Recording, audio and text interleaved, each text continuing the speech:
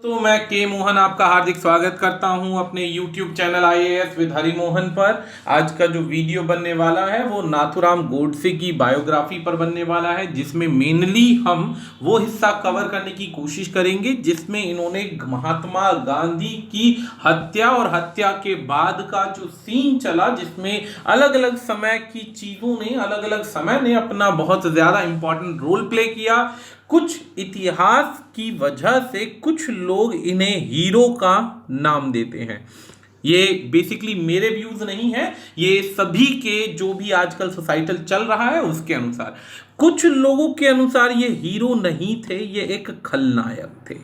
अब हर एक व्यक्ति के जब व्यूज अलग अलग हैं तो ये क्यों इन्हें हीरो कहा गया और क्यों इन्हें खलनायक कहा गया, उन परिस्थितियों को आज हम डिस्कस करेंगे। वीडियो शुरू करने से पहले ये चीज जान लीजिएगा, ये जो व्यूज हैं ये सारे के सारे विकिपीडिया या अलग अलग सोर्सेज से कलेक्ट किए गए हैं। इसमें मेरी अपनी खुद की कोई ओपिनियन नहीं है, इनमें सिर्फ उनके जीवन के बारे में बताया गया है और वो चीजें बताई गई हैं जिसे सरकार ने उसे किस रूप में एक्सेप्ट किया है। तो आज हम वही सारी की सारी चीजें हम डिस्कस करेंगे, जिसमें वो मेन रीजन भी फाइंड करेंगे कि इन्होंने महात्मा गांधी की हत्या क्यों की थी। तो चलिए शुरुआत करते हैं। उससे पहले दोस्तों हमारा YouTube चैनल है IAS विद हरि मोहन, इसको सब्सक्राइब कीजिए। आप यदि UPSC एग्जाम की तैयारी कर रहे हैं या किसी स्टेट PCS एग्जाम की तैयारी कर रहे हैं तो आप हमसे पेन ड्राइव सिलेबस प्रिपेयर कर सकते हैं, ले सकते हैं, घर बैठकर आराम से तैयारी कर सकते हैं। और किसी भी प्रकार के कोई भी डाउट्स, क्वेश्चन, क्वेरी हैं तो आप इन गिवन कॉन्टेक्ट या सोशल मीडिया के चैनल्स के थ्रू आप हमसे टच में आ सकते हैं। तो चलिए शुरुआत करते हैं। सबसे पहले उस सिनेरियो को समझने की कोशिश करते हैं। 1910 में नाथूराम गोडसे का जन्म हुआ था। महाराष्ट्रियन परिवार के अंदर पैदा हुए थे। एक ब्राह्मण थे, ब्राह्मण व्यक्ति थे जिनके बारे में यह कहा जा सकता है कि शुरू से मानसिकता जो दी जाती है उस समय के अनुसार वो सिर्फ और सिर्फ योग या फिर इन चीजों की दी जाती है कि किस प्रकार से आगे अपना जीवन यापन चलाया जा सकता है। इनके पिता पोस्टल एम्प्लॉय थे और माता जो लक्ष्मी है उनके बारे में उनका कोई ऐसा जॉब से रिलेटेड कोई काम नहीं था, तो ये एक हाउसवाइफ थी। बचपन में इनका नाम रामचंद्र रखा गया था, लेकिन धीरे धीरे इनके नाम से रिलेटेड एक बहुत बढ़िया इंसिडेंट है। उस समय में क्या होता था कि मेडिकल फैसिलिटीज या हेल्थ फैसिलिटीज की अवेलेबिलिटी ना होने की वजह से क्या किया जाता था कि बच्चे मर जाते थे बचपन में ही। तो क्या माना जाता था कि ये हमारे पर एक कर्ज है, एक अभिशाप है। इसीलिए रामचंद्र जब पैदा हुए तो उन्हें गर्ल की तरह ट्रीट करवाया गया और ट्रीट कराने के बाद उनके नाक कान छिदवा दिए गए। अब उन्हें नाक कान छिदवा दिए गए तो नाक के अंदर ना नथ पहना दी ताकि सब इसे लड़की समझे और हमारे ऊपर जो अभिशाप है वो खत्म हो जाए। तो ऐसे फिर नाथ को जोड़ा, फिर राम को जोड़ा और दोनों को जोड़कर बना दिया नाथूराम गोडसे। धीरे धीरे ये नथ वाला प्रोसीजर निकाल दिया गया जब इनका एक छोटा भाई जन्म हुआ। तो ये माना जाता था कि इनके साथ में क्योंकि नथ पहनते थे तो नाथूराम गोडसे, हालांकि उस समय में हेल्थ फैसिलिटी खराब होने की वजह से बहुत सारे बच्चों को लड़कियों की तरह ट्रीट किया जाता था। कईयों के कान छिदवा देते थे,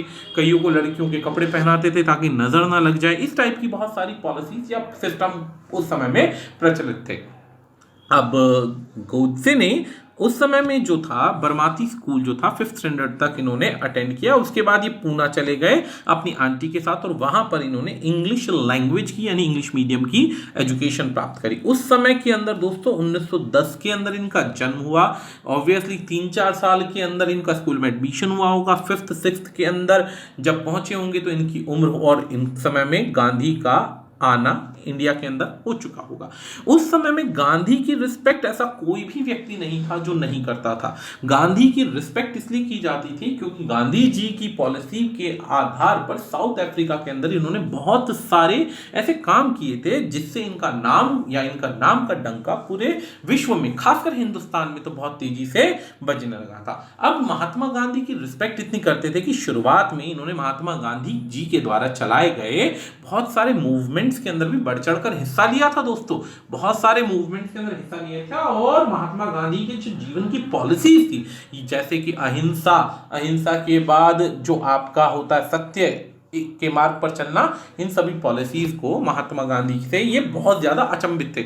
लेकिन समय जो इस समय का था वो समझ लीजिएगा, 1919 से लेकर 1947 के बीच में, 45 के बीच में भगत सिंह, सुखदेव, चंद्रशेखर आजाद, सुभाष चंद्र बोस, इसके बाद बाल गंगाधर तिलक, वीर सावरकर, ऐसे बहुत सारे इस समय में नेता निकल कर आ रहे थे, जिससे हर एक व्यक्ति के अंदर अलग अलग भावनाएं प्रकट हुई।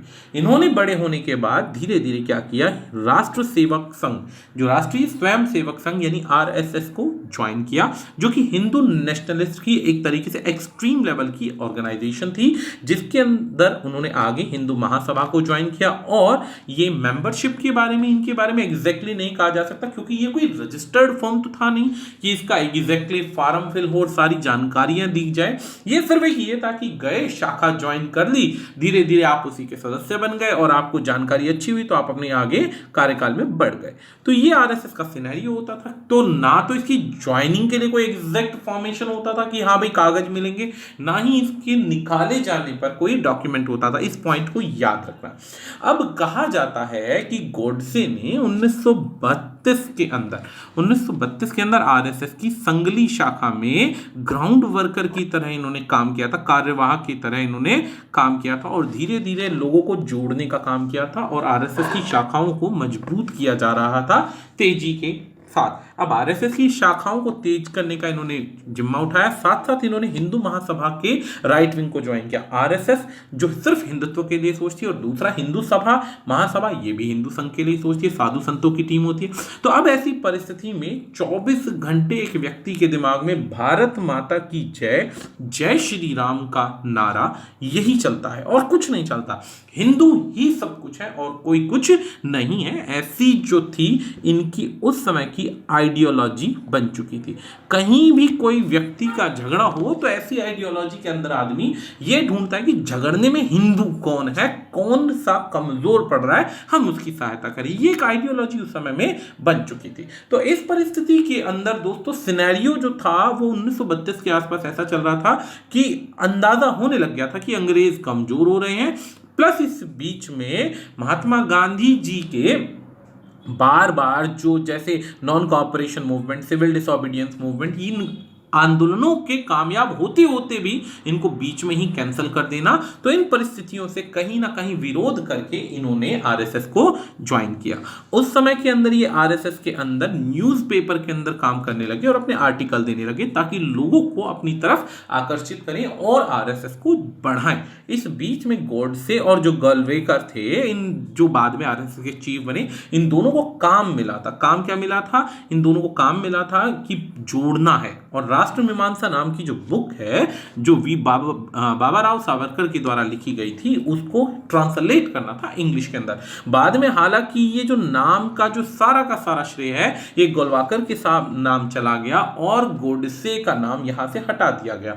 गोडसे का नाम हटाया तो इस बीच में कहीं ना कहीं इन दोनों के बीच में दरार आ गई। दरार आई तो ऐसा लगने लग गया कि भाई सीनियर और जूनियर वाला हिसाब यहां भी है, मुझे अपनी मंशा से कुछ करने का मौका नहीं मिलेगा। इस वजह से भी इन्होंने यहां से अपनी राष्ट्र दल, हिंदू राष्ट्र दल की शुरुआत करी। विजयदशमी को यानी दशहरे वाले दिन इन्होंने 1942 को शुरुआत करी और उसके बाद हालांकि रिकॉर्ड्स के अनुसार ये अभी भी आरएसएस और हिंदू महासभा के सदस्य थे, जिसमें 1946 के अंदर क्लेम किया गया आरएसएस के द्वारा कि इन्होंने यहां से आरएसएस को ड्रॉप कर दिया और अपने जो इन्होंने हिंदू राष्ट्र दल था उसी को आगे बढ़ाया। ये लाइन जो है दोस्तों ये तब सामने आई जब इनको पकड़कर सजा दी गई और कोर्ट में आरएसएस को बैन कर दिया गया, इंडिया में आरएसएस को बैन कर दिया गया। तब इस चीज के प्रूफ दिए गए थे कि भाई 1940 में इन्होंने अपनी पार्टी शुरू कर दी तो इन्होंने इसको छोड़ दिया था। लेकिन ऐसी सच्चाई अभी तक किसी के पास कोई रिजल्ट नहीं है।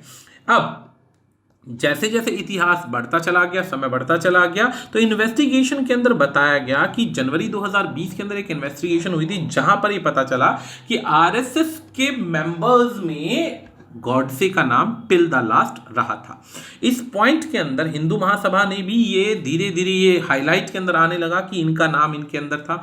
माता पिता जो परिवार के लोग थे ये भी बताते थे कि गॉडसे ने कभी भी आरएसएस को नहीं त्यागा, आरएसएस ने गॉडसे को त्यागा, ये इनके माता पिता का कहना था, यानी इनके परिवार वालों का कहना था कि मरणोपरांत भी इन्होंने आरएसएस को नहीं त्यागा, आरएसएस ने उनको त्यागा है। खैर, गॉडसे जो थे 1946 का समय आ गया, धीरे धीरे जो काफी सारी परिस्थितियां थी, महात्मा गांधी की परिस्थितियां थी कि भाई आजादी का समय आने वाला था, आजादी का समय आने वाला था, देश में विभाजन की बातें चल रही थी, मुस्लिम समुदाय की तरफ से देश में भारी मात्रा में दंगे चल रहे थे। उसमें जो खासकर मोहम्मद अली जिन्ना साहब थे, वो किसी भी प्रकार से किसी भी शर्त पर, कंडीशन पर आकर रुकने को तैयार नहीं थे। और कांग्रेस की जो सॉफ्ट पॉलिसीज थी, सॉफ्ट पावर की पॉलिसीज थी, और ये पॉलिसी थी कि आज नहीं तो कल, धीरे धीरे, कभी ना कभी, आज नहीं तो कल, कभी ना कभी ये दोनों देश यूनाइटेड हो जाएंगे। इस बात को ध्यान में रखते हुए इंडिया ने सॉफ्ट पावर की पॉलिसी अपनाई, जबकि अपोजिशन में मोहम्मद अली जिन्ना किसी भी प्रकार से दबने को तैयार नहीं था। इस बात को लेकर काफी दंगे छिड़ गए, हिंदुओं को मारा जाने लगा। इस पत्र के अनुसार, इनके वर्ड्स के अनुसार, हिंदुओं को मारा जाने लगा। और सच्चाई भी है, इतिहास हमारे काफी सारे अखबारों कटिंग्स अभी भी है न्यूज के अंदर, गूगल पर आप ढूंढ सकते हैं। हिंदुओं को मारा जाने लगा धीरे धीरे तेजी के साथ में। अब 1947 का समय आया, पार्टीशन का समय आया। अब असली कहानी दोस्तों बननी शुरू हो जाती है। 1947 का समय आया तो 47 के समय ये जो प्रिपरेशन है ना, ये एग्जैक्टली एकदम से शुरू नहीं हुई। 1947 का समय आया, 47 के समय के अंदर ये माना गया कि 55 करोड़ रुपया दिया जाएगा पाकिस्तान को अलग राज्य बनाने के लिए, जिसमें 20 करोड़ रुपया दिया जा चुका था। 20 करोड़ रुपया दिया गया था, और इस 20 करोड़ में से मोहम्मद अली जिन्ना साहब ने डायरेक्टली 8 करोड़ रुपया सीधा कश्मीर को दिया कि भाई तुम अपनी सेना बना लो। 8 करोड़ रुपया सेना को बनाने के लिए दिया, यानी यहां पर हिंदुओं का नरसंहार इधर से शुरू हो गया 1947 के अंदर। दूसरी तरफ उसी पैसे को लेकर अपने देश को उठाने की जगह मोहम्मद अली जिन्ना ने दंगे और लड़ाई झगड़े भड़कवाने में काम किया। उधर से हिंदुओं को मारा जाने लगा, हिंदुओं की महिलाओं को रोड पर ऐसे निर्वस्त्र करके घुमाया जाने लगा, गधे घोड़ों की तरह ट्रीट किया जाने लगा, ट्रेन की ट्रेनें कट कर आने लग गई, फिर भी कोई भी रियायत वाली पॉलिसी नहीं अपनाई गई। गांधी जी की बहुत सॉफ्ट पॉलिसीज की वजह से भी हिंदुस्तान के अंदर उस समय में बहुत सारे युवाओं के अंदर जोश और एकदम से गुस्से का प्रत्यय था, जिसका रिजल्ट आया 1947 के अंदर। फिर यहां से भी ट्रेनें कट के गई, ऐसी बात नहीं कि वहीं से कट कर आई थी, यहां से भी कट के जाने लगी। अब ऐसी परिस्थिति में सबसे बड़ी कुछ पॉइंट समझ लीजिएगा, फिर आगे प्रिपरेशन सुनाएंगे, आपको समझाएंगे। सबसे पहला पॉइंट समझ लीजिएगा, उस समय में इधर तो हिंदुओं का नरसंहार हो रहा था, महात्मा गांधी कुछ नहीं बोल रहे थे, और उधर से पाकिस्तान से जितने हिंदू उठकर हिंदुस्तान में आए थे, उन्होंने क्या किया, यहां पर आने के बाद मस्जिदों के अंदर शरण पाना शुरू कर दिया कि भाई मस्जिदों में रात बसर करेंगे और अपने जीवन को दोबारा से शुरुआत करेंगे। इधर से महात्मा गांधी जी ने क्या किया, महात्मा गांधी जी ने उन हिंदुओं को वहां से निकलवाने का आदेश देना शुरू कर दिया कि भाई ये गलत है, तुम किसी के पूजा स्थल में जाके नहीं बैठ सकते। महात्मा गांधी ने फोर्सफुली उन्हें वहां से निकालने के लिए प्रण ले लिया, और जिसका भारत सरकार, जो उस समय की कांग्रेस थी आजादी के बाद, वो पूरी तरीके से पालन कर रही थी। तीसरी परिस्थिति क्या हुई, आजादी के तुरंत बाद क्या हुआ कि जब उन्होंने दंगे भड़कवाने की कोशिश करी, और इस बीच में युद्ध भी शुरू हो गया था दोस्तों। तो जब युद्ध शुरू हो गया तो भारत ने डिसीजन ले लिया कि फर्दर जो अमाउंट, यानी 20 करोड़ रुपया देने के बाद फर्दर अमाउंट नहीं दिया जाएगा, जो कि 55 करोड़ डिसाइड किया गया था। 55 करोड़ डिसाइड किया गया और बाकी पैसा नहीं दिया जाएगा। तो इस पर महात्मा गांधी ने सीधा अनिश्चित काल तक भूख हड़ताल पर जाने का डिसीजन ले लिया कि तुम पैसा नहीं रोकोगे। इस पर हालांकि कांग्रेस, बाल गंगाधर, जितने भी लोग थे उस समय के, वो सारे के सारे इस बात को लेकर, महात्मा गांधी की पॉलिसी को लेकर कहीं ना कहीं रुष्ट थे, नाराज थे। लेकिन महात्मा गांधी ने बिना किसी को सुने अपनी बात मनवाई, और जबरदस्ती लड़ाई के दौरान, झगड़े के दौरान, विवाद के दौरान पैसा वापस दिया। यानी पैसा लोगों के मरने के बाद भी, हिंदुस्तान के लोग मरने के बाद भी पूरा का पूरा पैसा दिया, क्योंकि उन्हें लगता था कि आने वाले समय के अंदर ये झगड़े बंद हो जाएंगे और हिंदुस्तान पाकिस्तान एक हो जाएगा। हिंदू मुस्लिम यूनिटी को बरकरार रखना है। इस बात को देखकर जो व्यक्ति बचपन से 1910 से पैदा होकर के लगभग 15 से 16 साल या 17 साल की उम्र में आरएसएस को ज्वाइन कर लेता है और हिंदू सभा को ज्वाइन कर लेता है, तो उसके दिमाग में सिर्फ एक ही बात है कि हिंदुओं के साथ अत्याचार हो रहा है। और उस समय की अगर कार्यकाली देखेंगे तो आपको ये समझ में आएगा कि एक्चुअल में उस समय का सिनेरियो क्या था। आप किसी को एग्जैक्टली गलत नहीं कह सकते और आप किसी को एग्जैक्टली सही नहीं कह सकते। एक तरफ एक व्यक्ति के सामने देश की समस्या थी, हजारों लोगों की पॉइंट से जिनको सबको सेटिस्फाई करना पॉसिबल नहीं था। विभाजन के दौरान दिक्कतें बढ़ रही थी, तो उस परिस्थिति को संभालना नेशन वाइड एक व्यक्ति के कंधे पर था। दूसरा व्यक्ति सिर्फ अकेला दूर खड़ा होकर सिर्फ ये देख रहा है कि मेरे हिस्से में क्या आया, अगर मेरे हिस्से में नहीं आया तो मैं इसके खिलाफ काम करूंगा। ये दो मानसिकताएं उस समय में पैरेलल चल रही थी।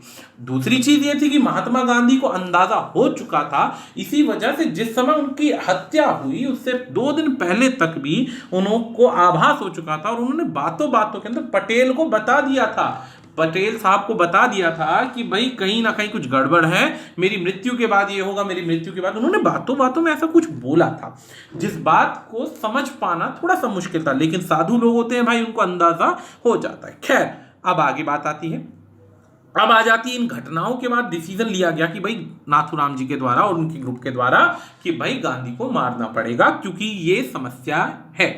हालांकि मैं अभी आगे इसका लेटर भी पढ़कर सुनाऊंगा जो उसका खुद का लिखा हुआ है और एक्चुअली सरकार द्वारा अनएडिटेड है, उसमें कोई हाथ नहीं लगाया गया। महात्मा गांधी को हत्या करने के लिए डिसीजन लिए गए, तो उन्होंने पहले पार्टीशन का भी ध्यान दिया कि भाई पार्टीशन के अंदर चाहते तो वो क्लियर वर्ड्स के अंदर सख्ती से रुक सकते थे, लेकिन अंग्रेजों के आगे उन्होंने कोई पॉइंट नहीं उड़ाया और गांधी जी की परमिशन से इंडिया और पाकिस्तान को बांटा गया। अब नाथूराम गॉडसे के बारे में हालांकि यह भी कहा जाता है कि उन्हीं की पॉलिसी पर चलते थे, गांधी जी की पॉलिसी पर, जिसका एक उदाहरण है कि 1938 के अंदर हैदराबाद के अंदर उन्होंने उस्मान अली खान जो मुस्लिम रूलर था, उसको प्रिंसली स्टेट से उसके खिलाफ उन्होंने एक्शन भी लिया। रिएट्स करने की जगह शांतिपूर्ण तरीके से प्रोटेस्ट किया और विरोध किया, जहां पर मानना यह था कि हिंदुओं के साथ भेदभाव हो रहा है। तो यानी कि उस समय में भी उन्होंने ये पॉलिसी अपनाई और उस परिस्थिति के अंदर 1938 में जब वो ऐसा कर रहे थे और बाद में हिंदुस्तान पाकिस्तान के अंदर आने वाले रिफ्यूजीज को भारत के राष्ट्रपिता के द्वारा भी सपोर्ट ना मिलना कहीं ना कहीं गुस्से का कारण बढ़ाना था। दूसरी चीज यहां पर वही वाला पॉइंट आ गया कि अकॉर्डिंग टू अरविंद शर्मा का जो कंक्रीट प्लान था गांधी जी को मारने के लिए, वो एक ये भी था कि इंडिया पाकिस्तान में एक तरफ तो लड़ाई हो रही है, दूसरी तरफ महात्मा गांधी ने डिसीजन ले लिया कि भाई हर हालत में की मदद करनी ही करनी है। पूरा का पूरा देश चाहता था कि फाइनेंस नहीं करना है, पूरा का पूरा कंट्री चाहता था कि फाइनेंस नहीं करना है, लेकिन एक गांधी जी की वजह से पूरे देश को कठपुतली की तरह एक सेकंड में घुमा दिया गया और सबको मानना पड़ा।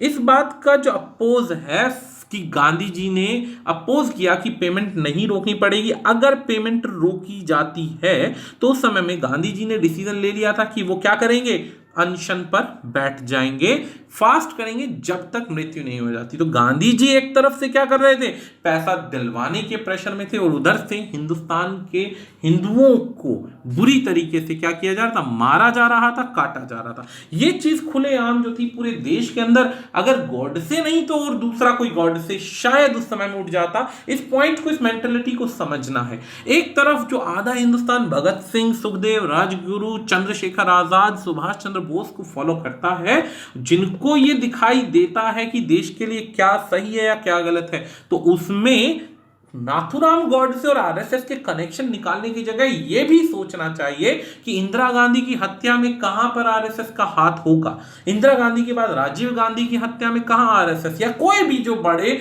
मर्डर्स हुए उनके अंदर कहीं पर कनेक्शन निकालना नहीं था। असलियत में ये फाइटिंग जो थी, ये आइडियोलॉजी जो चलती आ रही थी, वो लड़ाई विचारधारा की थी। असलियत के अंदर विचारधारा थी। अब विचारधारा थी तो उसी के आधार पर नाथूराम गॉडसे ने डिसीजन ले लिया कि भाई मारना है, जिसके लिए इन्होंने पिस्टल खरीदी ग्रुप के साथ मिलकर कि भाई गांधी जी हंगर स्ट्राइक पे बैठेंगे और पैसा देना पड़ेगा, चलो जी ठीक है लड़ाई करते हैं। मात्र एक बच्चे की तरह, जैसे छोटे बच्चे को कुछ पता तो होता नहीं है, अपनी बातें माननी है तो ठीक है, नहीं तो मैं लड़ूंगा। तो यहीं पर ये हुआ, पिस्टल्स खरीद ली गई उनके लोगों के द्वारा और डिसीजन लिया भाई मारना है।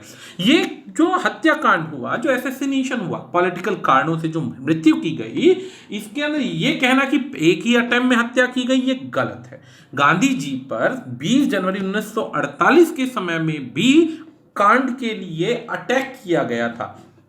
याद रखिएगा उस समय के अंदर क्या हुआ था, 20 जनवरी 1948 को बिरला हाउस की ही बात है। According to Stanley Wolpert, Nathuram Godse और उसके कलीग जो थे पार्क में जा रहे थे, बातें कर रहे थे। उस समय के अंदर क्राउड को देखा और क्राउड को देखने के बाद उन्होंने बम फेंका। बम फेंकने से क्या हुआ, सारे के सारे लोग चीख चिल्लाहट में इधर उधर भटक गए।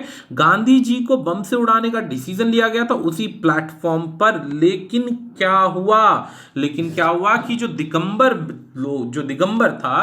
जो बैच था उसे अपना साहस खो दिया। दोबारा जो सेकंड ग्रेनेड फेंकना था वो फेंकने की जगह वो खुद भी भीड़ के अंदर छुपकर भाग गया। हालांकि बाद में उसे पकड़ लिया गया पंजाबी रिफ्यूजी के द्वारा और उसे भी रिलीज कर दिया गया 1964 के अंदर, वो भी महात्मा गांधी के कहने पर और बाकी लोगों के दबाव पर कि भाई कोई बात नहीं। हालांकि ऐसी बात नहीं कि महात्मा गांधी द्वारा और भी लोगों के साथ बहुत ज्यादा पॉलिसी, सॉफ्ट पॉलिसी थी, ऐसा नहीं है कि किसी के साथ हार्ड थी। लेकिन 20 जनवरी को अटैक हुआ, बम फेंके गए और वहां से बच गए।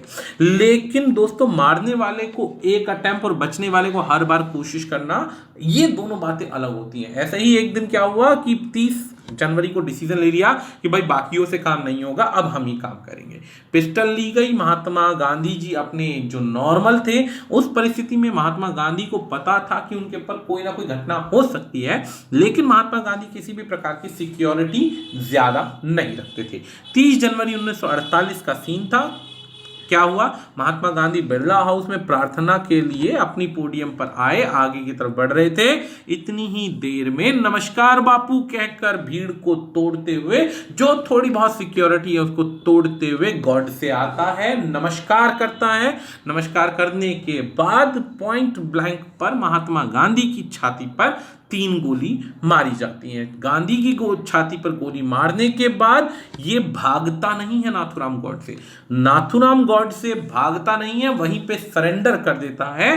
भीड़ इन्हें पीटती है। बाद में इन्हें 2 सिपाहियों के द्वारा गिरफ्तार कर दिया जाता है और जाकर इन्हें उसी दिन FIR करवा दी जाती है। गांधी जी सामने ऑन द स्पॉट पड़े होते हैं 3 गोलियां लगने के बाद, और इन्हें बाद में बिरला हाउस में जब ले जाया जाता है तो ये मृत पाए जाते हैं। अब 32 साल के जो वाइस काउंसिल थे, जो कि उस समय के थे, एकदम से भागे और उन्होंने गॉडसे को पकड़ लिया। गॉडसे चाहता भाग सकता था लेकिन नहीं भागा। उसकी खुद की मेंटेलिटी ये थी कि अगर मैंने मारा है तो मैं जस्टिफाई करूंगा क्यों मारा है। अब इस चीज को लेकर इन्होंने पकड़ा। ऐसे ही एक और दूसरे लोग आए, उन्होंने भी इन्हें पकड़ा और पकड़ने के बाद सीधा अरेस्ट करवा दिया। गांधी जी सामने डेथ हो चुकी थी। ट्रायल स्टार्ट हुए कोर्ट के अंदर। मृत्यु के बाद में 8 नवंबर 1949 को पंजाब हाई कोर्ट में इन्हें मृत्यु की सजा दी जाती है। हालांकि इसके साथ में बाकी जो 2 लोग हैं, यानी कि महात्मा गांधी के 2 बच्चे मनीलाल गांधी और रामदास गांधी, दोनों मिलने जाते हैं और कोशिश करते हैं कि उनको प्रूव किया जाए कि ये नाथूराम गॉडसे बताते हैं कि मेरी कोई जाति दुश्मनी नहीं थी, लेकिन ये बातें थी जिस वजह से मारा गया। इस बीच में कई पॉलिटिकल लीडर्स थे या ये बच्चे भी थे जो महात्मा गांधी के, ये माफ करना चाहते थे। लेकिन उस समय में पटेल साहब जो थे बहुत गुस्से में थे, क्योंकि पटेल साहब महात्मा गांधी को अपना गुरु मानते थे। जवाहरलाल नेहरू उस समय में इनसे बहुत ज्यादा अटैच थे। इन्होंने 1% भी पीछे नहीं हटे और सीधा कहा कि फांसी मतलब फांसी। इस बीच के अंदर जब पटेल साहब ने फांसी के लिए फाइनल ऑर्डर दिया तो इनको फांसी दे दी गई। दोस्तों ये रिपीटेड लाइन है, इसलिए मैं इसको यहां पर काट रहा हूं। अब आ जाता है आफ्टरमैथ। आफ्टरमैथ की बात, जब आरएसएस को पता चला कि भाई ये सीन हो चुका है, तो अब कहने वाले लोग ऐसे भी हैं, जो आरोप लगाने वाले हैं वो ये कहते हैं, आरोप लगाते हैं कि महात्मा गांधी को जिस दिन गोली लगी उस दिन आरएसएस के दफ्तरों के अंदर मिठाइयां बांटी गई थी, खुशियां मनाई गई थी। दूसरी तरफ आरएसएस कहती है कि जो आपका क्या नाम है, ये गॉडसे है, ये 1930 के मिड के अंदर ये आरएसएस को छोड़ चुका था और छोड़ने के बाद टिल द डेथ इसका आरएसएस से कोई कनेक्शन नहीं है। इसी बीच में गॉडसे के परिवार वाले कहते हैं कि आरएसएस उनको डिसऑन कर रही है। डिसऑन का मतलब होता है आरएसएस उसे अपनाने से मना कर रही है, जबकि असलियत में टिल द लास्ट परिवार के अनुसार जो था गॉडसे आरएसएस का ही सदस्य था। अब असलियत में बात यह थी कि महात्मा गांधी की मृत्यु हो चुकी थी, कांग्रेस को विरोध में आरएसएस दिखाई दे रही थी। इस वजह से आरएसएस जो थी एक पार्टी थी जिस पर पूरी ताकत के साथ आरोप प्रतिरोप लगाने का प्रयास किया गया। अब वो तो कोर्ट ने बाद में प्रूव कर दिया, जिसके कोई प्रूफ नहीं मिले तो इस कोर्ट ने आरएसएस को बिल्कुल बरी कर दिया और उस पर लगाए गए सारे के सारे जो बैन है वो हटा दिए गए। अब ये नाथूराम गॉडसे का लास्ट फाइनल स्टेटमेंट है, अनएडिटेड है दोस्तों, आप इसे गूगल पर भी चेक कर सकते हैं। इसमें एक एक पॉइंट जो लिखा गया है ये उसकी फाइनल वर्डिक्ट है। मैं क्लियर इसे रीड करता हूं ताकि आपको इसे पता चले कि सत्यता क्या है। 13 जनवरी 1948 को, यानी कि 13 जनवरी 1948 गांधी जी जो फास्ट करते हैं कि मृत्यु तक मैं फास्ट करूंगा। क्या रीजन था? हिंदू मुस्लिम यूनिटी को लेकर, पूरा पैसा पहुंचाने को लेकर डिसीजन लिया गया। 55 करोड़ की बात हुई थी, हालांकि सनी देओल की फिल्म में 65 करोड़ बोला जाता है कि 65 करोड़ दिए तब तुम्हारे सर पे तरपाल आई थी, लेकिन यहां पर 55 करोड़ लिखा हुआ है, आप एक बार चेक कर लीजिएगा। तो यहां पर एक रीजन था जहां पर उन्हें ऐसा लग रहा था कि महात्मा गांधी जो थे पाकिस्तान के फेवर की बातें ज्यादा कर रहे हैं, हिंदुओं के साथ जो हो रहा है उसे देखकर कोई समस्या नहीं हो रही। इन्होंने एक और पॉइंट बोला कि 1946 के अंदर यहां पर मुस्लिम्स के द्वारा बुरी तरीके से हिंदुओं को मारा गया, काटा गया, शहीदों की शहादत पर मजाक बनाया गया, उस पर भी गांधी जी शांत रहे, कोई काम नहीं बोला उन्होंने तीसरा पॉइंट बोला कि गांधी जी की एक्टिविटीज जो पब्लिक अवेकनिंग थी वो जरूरत से ज्यादा सॉफ्ट पॉलिसीज अपनाई जा रही थी, जबकि पाकिस्तान इन चीजों को मजाक में ले रहा था और हिंदुओं के साथ ये एक तरीके से पूरा अत्याचार बढ़ रहा था। उन्होंने कहा राम अगर इतनी ही सॉफ्ट नीति थी तो राम ने रावण को मारा, कृष्ण ने कंस को मारा, उनकी बातों को देखते हुए ऐसे ही शिवाजी, राणा प्रताप और गुरु गोविंद क्या ये मिसगाइडेड पैट्रियट थे? क्या ये देशभक्त नहीं थे? उन्होंने इस बात का हवाला दिया, जबकि असलियत के अंदर बुराई पर अच्छाई की जीत को दिखाने के लिए ही तो इन सभी चीजों को हिंदुस्तान में पढ़ाया जाता। तो महाराणा प्रताप या इन सभी चीजों की बातों को ध्यान में रख के वो कहता है कि अगर ऐसा है तो लोगों को इनका इतिहास क्यों बताया जा रहा है, यानी कि उनके दिलों में हमेशा जिंदा रहे इसीलिए तो बताया जा रहा है। तो उन्होंने अपनी बात को प्रूव करने के लिए ये भी हवाला दिया। 1919 के अंदर उन्होंने डेस्परेटली मुस्लिम्स पर ट्रस्ट किया और उनके प्रोमिसेस को ध्यान में रखते हुए उन्होंने खिलाफत मूवमेंट या इन सभी चीजों से, यानी ये ऑलरेडी जो रनिंग नेशनल कांग्रेस के जो मूवमेंट से उनसे बैकआउट कर लिया। ये भी एक पॉलिसी इनको बहुत बुरी लगी, जिसके अंदर इन्हें लगा कि एक तरफ तो हिंदुओं को बुरी तरीके से काट रहे हैं, मुस्लिम्स मार रहे हैं, और दूसरी तरफ जो है महात्मा गांधी जो है सिर्फ और सिर्फ मुस्लिम्स को बहुत ज्यादा रियायतें दे रहे हैं। उसके कंसिक्वेंसेस में ये घटना घटित हुई। 32 साल का एक व्यक्ति जो 32 साल के टाइम पीरियड में जो इन्होंने पूरे लाइफ में सीखा है वो सारी सीखी हुई चीजें यहां पर जो थी खराब होती जा रही थी। इस बीच में इन्हें राइट और रॉन्ग का डिसीजन लेना बहुत मुश्किल हो रहा था। इस बीच में इन्होंने एक दो पॉइंट और भी बोले। कहता है कि अब मूवमेंट सक्सीड हो या फेल हो, कहता है मैं जानता हूं मेरे मरने के बाद में मेरा मजाक उड़ाया जाएगा, मुझे बुरा बोला जाएगा, मेरी देशभक्ति को गलत तरीके से प्रेटेंड किया जाएगा, लेकिन मेरे एक एक्शन से मेरे बाकी हिंदुस्तान के जो भाई हैं उनकी लाइफ थोड़ी अच्छी हो जाएगी और इस तरीके की गलतियां बार बार नहीं होगी। गांधी जी जो थे वो बार बार गलतियों के बाद गलतियां करते जा रहे थे। महात्मा गांधी ने इंक्लूड सपोर्ट किया सिंध जो कि बॉम्बे प्रेसिडेंसी के अंदर थे। इसी प्रकार से अपने ही राज्यों को अब इन्हें फॉरेन स्टेट्स के नाम से जाना जाने लग गया था कि हमारे राज्य थे, उन्हें फ्री में विदाउट एनी रीजन दे दिया गया। अब कॉमन सी बात, ये ऐसा इनका मानना था कि ऐसे दे दिया गया जिस वजह से अब हमने फॉरेन स्टेट्स के नाम से जानेंगे। जो दंगे थे, भड़क रहे थे, उनसे कोई फर्क नहीं पड़ा था। तो इन्होंने सारी लाइंस के अंदर लगभग यही चीजें बोली हैं। अब इसके अंदर directly come to the point आते हैं सीधा। अब ये वाला पॉइंट इंपॉर्टेंट है, इनकी एक लाइन देख लीजिएगा कि अब इनमें से एक कंडीशन ये भी थी कि गांधी जी ने फास्ट अप टू डेथ किया, चलो जी ठीक है, लेकिन यहां पर जो मस्जिदों के अंदर हिंदू रिफ्यूजीज आकर रुके हुए थे, गांधी जी ने सब चीजों का ध्यान में रखा लेकिन इन हिंदू रिफ्यूजीज के लिए एक शब्द भी नहीं बोला। हालांकि सत्यता एक और भी है दोस्तों कि इन लोगों ने, रिफ्यूजीज ने महात्मा गांधी के सामने, बिरला हाउस के सामने जाकर काफी बार प्रोटेस्ट भी किया, इनके लिए डिमांड भी करी गई कि हमारे को कुछ तो बंदोबस्त करके दिया जाए। उस समय में महात्मा गांधी के कानों पर जू नहीं रेंगी, या उन हालातों में देश नहीं था कि उस समय में इतनी बड़ी जनसंख्या को संभाल पाता। इस वजह से भी इस पर कोई जवाबदेही नहीं हुई और इस बात का जो था लोगों पर बहुत बुरा इंपैक्ट पड़ रहा था। लोगों के अंदर बुरे इंपैक्ट्स के साथ साथ कोई ना कोई जो रोष था वो करेक्ट होता जा रहा था। वो कहता है कि मैं बर्बाद हो जाऊंगा इस एक्शन के बाद, मैं गांधी को मारूंगा और उसी समय में इंडियन पॉलिटिक्स जो थी मेरे बाद शुरू हो जाएगी और मुझे गद्दार या उल्टा सीधा बोला जाएगा। कहता है कि मैं सब चीजें जानता हूं लेकिन फिर भी मैं ये काम करूंगा। अब आता है इनका फाइनल पॉइंट। फाइनल पॉइंट क्या है? I do not Dzire any mercy. कहता कि मुझे मर्सी नहीं चाहिए। कहता कि दिन दहाड़े मैंने कत्ल किया है, मुझे कोई इस चीज का डर नहीं है, कोई शंका नहीं है, कोई कुछ नहीं है और मैं ये कर चुका हूं। अब इसमें मैं भागना चाहता तो भाग जाता लेकिन मैं भागा नहीं। अब आ जाता है पॉइंट यहां पर सबसे इंपॉर्टेंट पॉइंट क्या है कि फाइनली जब गॉडसे को फांसी पर चढ़ाया जाने लगा तो उसके पैर कांप रहे थे, वो डर रहा था। उसने काफी सारी रिक्वेस्ट करी थी सरकार के आगे, देश के आगे, उस समय के प्रधानमंत्री के आगे कि उसको अगर एक बार मौका मिलता है जीने का तो वो शांति प्रिय तरीके से देश में इज्जतदार नागरिक की तरह जीवन जिएगा अगर मौका मिलता है तो। लेकिन हालांकि उसकी वो सारी की सारी रिक्वेस्ट को क्या कर दिया गया था? नजरअंदाज कर दिया गया था, क्योंकि देश के राष्ट्रपिता की हत्या के जुर्म में आप किसी को इस तरीके से नहीं मार सकते। अब एक पॉइंट आ जाता है दोस्तों, किसी को अगर मैं हीरो बोलूं या किसी को विलन बोलूं या बुरा बोलूं, ये मेरे बस में नहीं है। ये आप सबकी अपनी अपनी आइडियोलॉजी है। लेकिन अगर हर चीज का डिसीजन बंदूक के आधार पर होता है, हर चीज का डिसीजन अगर बंदूक के आधार पर होता है तो उससे किसी देश का गठन कर पाना पॉसिबल नहीं है।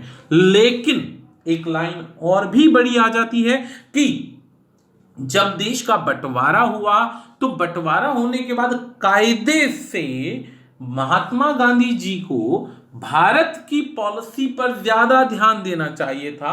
उन्हें इतनी सॉफ्ट पॉलिसी और हिंदू मुस्लिम यूनिटी के लिए इतना ज्यादा ध्यान नहीं देना चाहिए था। ऐसा अपोजिशन का मानना है जो कि उनके व्यूज में लिखा गया है।